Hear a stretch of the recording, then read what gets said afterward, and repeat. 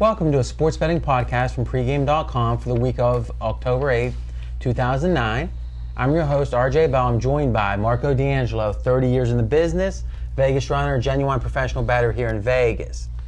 This is segment 3 of 5, and it's a free pick on the New England Patriots and the Denver Broncos. Marco's going to be giving the pick, but first, Vegas runner, give us a line report. Okay, this one opened up everywhere, 3.5 and 43, all across the board, offshore and here in Vegas.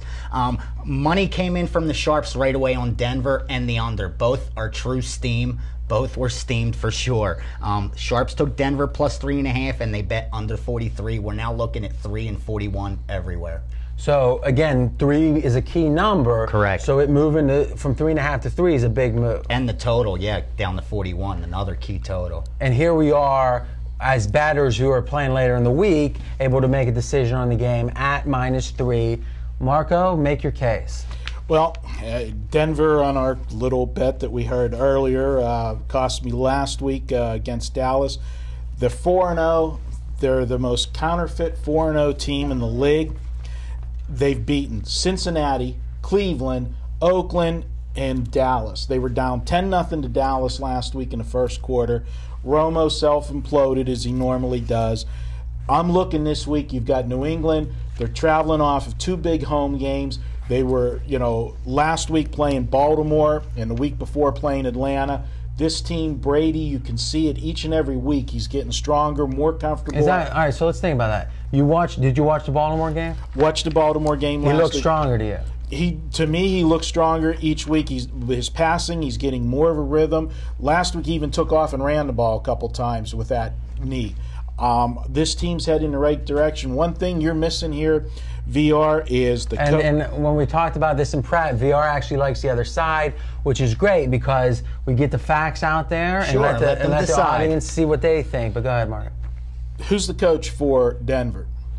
Josh McDaniel. He spent the last 8 years in New England. So you would say that that's an advantage to the Denver Broncos. Huge edge. However, it's not, because as we've seen in the past, Belichick, he takes his assistants to school. Look what he did to Mangini the first few years that Mangini was in New York. Belichick, Horton's been doing good, but he's gone against... Horton? Who's that? Kyle Horton. Okay? KO, baby. Just call him KO. Just call him KO. He's been on fire. But he's not facing Cincinnati, Cleveland, Oakland, and Dallas' defense. Cincinnati's 3-1. All right, VR, this is kind of crossfire here. I'm sorry, RJ. So, who do you like? Why do you like that? Do you like Denver? Yeah, I like Denver. I still think they're undervalued. And it looks like the square pick to take a team that's 4-0 and 4-0 against the spread, but it ain't the square side when they're playing New England, who just came off of impressive win against Baltimore, who everybody was crowning the AFC champs. Let's talk about this. One of the Pittsburgh is your former hometown, 46 years there. Mm-hmm. You follow those teams, the Steelers, the Pirates, and the college teams very closely. One of the theories you put out there, and I think it's a good one, is teams who play the Steelers in one week underperform after because they're beat up. Right. Now, wouldn't we say Baltimore certainly is of that level on defense now where they're hurting you, and you're probably going to feel it next week? They are, but not to the degree of the Steelers. So you think Pittsburgh in this day, in 2009, is a more physical team than Baltimore? Yes. Ooh. But not by much. I don't even know if they're more physical than Denver. Dude, this Denver defense has allowed only 26 points in 4 games. They're ranked number 1 in points allowed, ranked number 2 in yards allowed, top 5 in every category. They're getting it done with defense without even KO needing to get the job done. Cleveland, Oakland, Cincinnati, Dallas. And they've never been more than a 3-point favorite. They've been a dog in 2 of them 4 games. New England's been favored in all 4 games. They were supposed to be 4-0, but they're not. They're 3-1. So let me ask you this. You used the same approach last week, thinking, and it wasn't I love Denver, though I did like the fact that with the new coach, that being undefeated makes everyone excited. You know they have a hop in their step, coming to practice, watching film. That's why I liked it, though I like fading Dallas because they're a very marquee team. After this game, what's your takeaway? Do you look at Denver any better after last week? Denver definitely, they're better than I thought they were, but they're still not there. They had to come from behind against Dallas. Dallas gave the game away with turnovers that they had the game. They could have put Denver away early.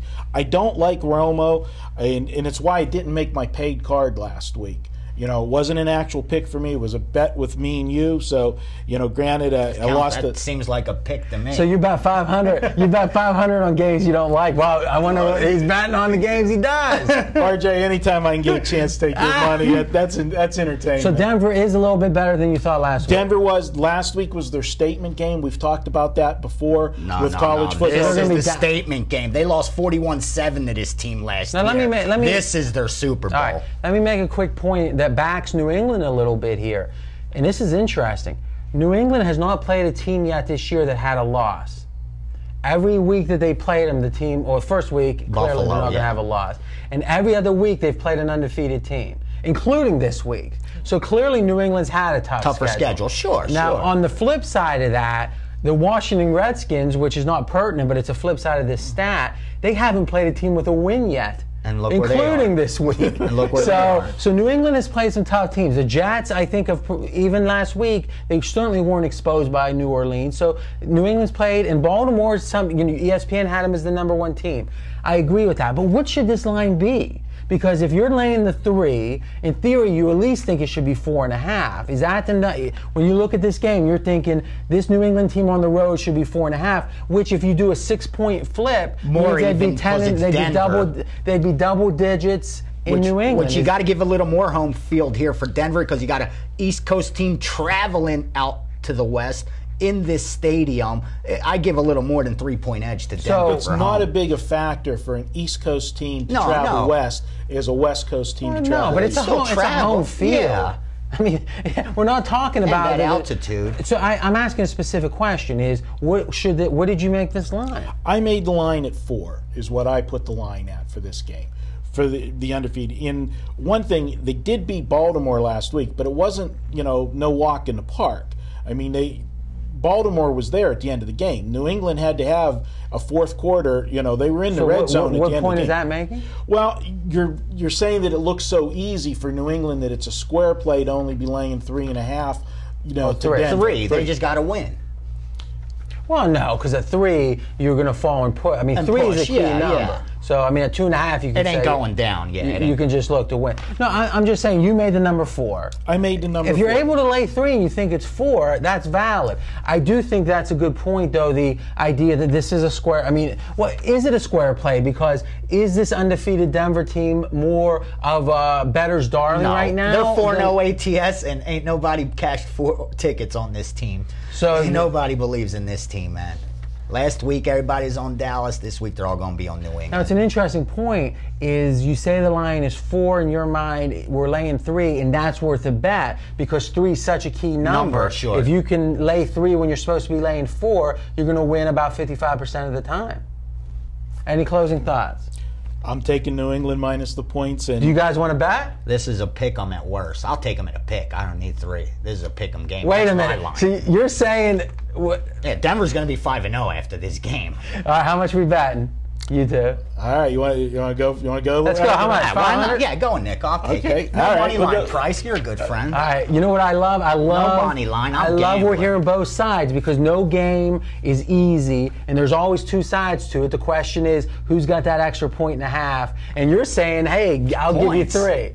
Points. Old school. All right. Good stuff. Okay, next up is going to be segment 4, in which we're breaking down the Sunday night game, Indy and Tennessee. And remember, you can watch all of our videos at pregame.tv, or if you want to download and listen, just go to iTunes and search for pregame.com.